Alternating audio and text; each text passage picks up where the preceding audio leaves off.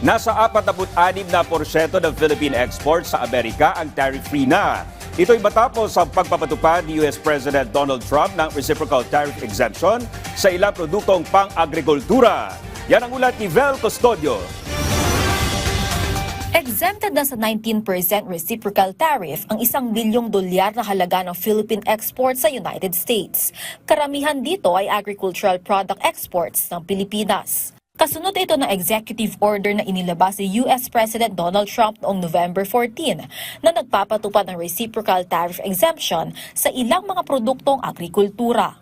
Ayon sa Department of Agriculture, malaking bagay ang reciprocal tariff exemption para sa mga magsasaka at agri-product exporters. Ang inasahan natin dito po, Yusek, ay ang pagtaas ng agriculture export sa US dahil po mahigit sa 200 kategorya ng agricultural products ang exempted. Hindi na po tayo sa ilalim doon sa 19% US reciprocal tariffs. At ang pagbibigay ng karagdagang exemption ay magbibigay ng agaran na ginhawa sa mga Pilipino magsasaka at agri-products exporters po natin. Sa kabuuan, kasamang industrial products, umabot sa 46% ng total US imports mula sa Pilipinas ang tariff-free na.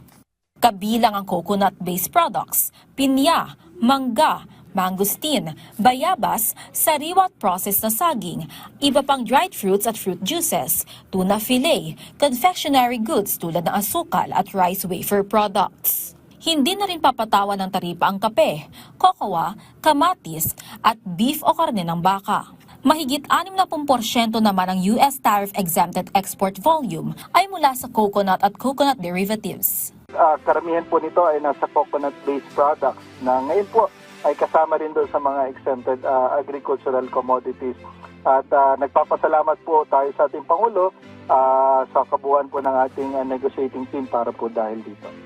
2024, umabot sa $12.12 billion ang export value ng Pilipinas sa US na karamihan ay coconut-based products.